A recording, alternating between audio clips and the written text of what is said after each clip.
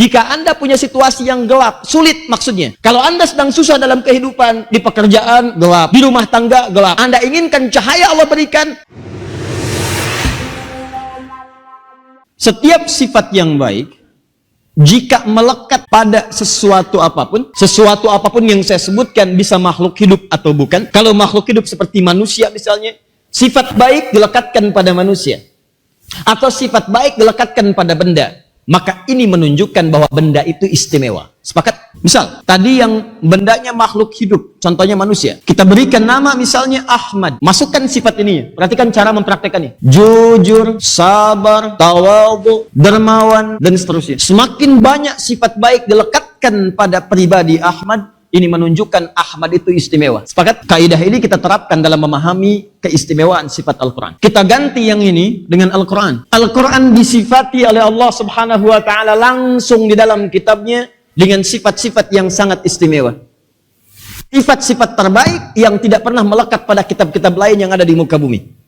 Kecuali beberapa wahyu yang pernah turun yang Allah kehendaki. Tapi tidak sempurna sifat-sifat yang melekat pada Al-Quran. Apa di antara sifat-sifatnya? Pertemuan lalu pernah kita bahas kata Nur. Ada lagi yang lain, 2, 3, 4, 5 dan seterusnya.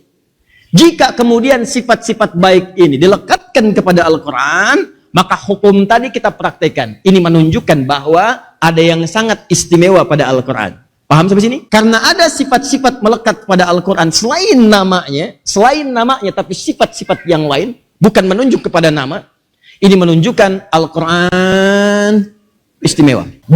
Kaidah kedua, setiap sifat yang dilekatkan kepada Al-Quran yang mengandung keistimewaan ini dijelaskan langsung di ayat-ayat Al-Quran. Keistimewaan itu bukan sekedar dilekatkan pada Al-Quran. Kata Allah, justru sifat itu akan diberikan oleh Allah kepada hambanya yang mengamalkan keutamaan sifat-sifat dimaksud. Jadi kalau Anda misalnya, mohon maaf, Anda ketahui sifat Al-Quran yang pertama yang istimewa Nur.